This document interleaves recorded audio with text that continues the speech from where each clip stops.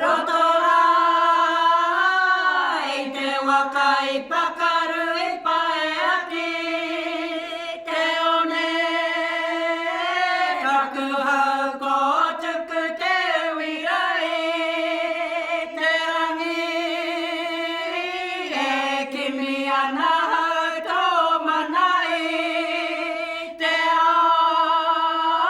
ko papa mani a ko papa tahi a ti e pao te rangi ti toko te rangi te pau ko wha titiri tapaki nui a he ma te mana o te tangata whiti a kiri ai o kahua ngiangi te maro whakatau ki te uru o tawhiti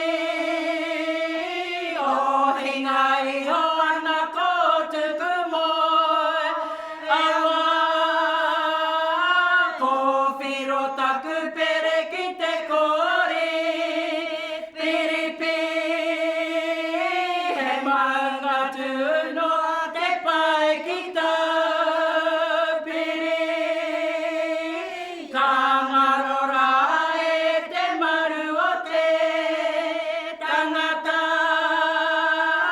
tēnā aku manu no roto te wha rekura te puru o tae nui takere o Aotea ki ahi koi a mai e te marua hine ki a uhi a koe ki te kakao te wairo e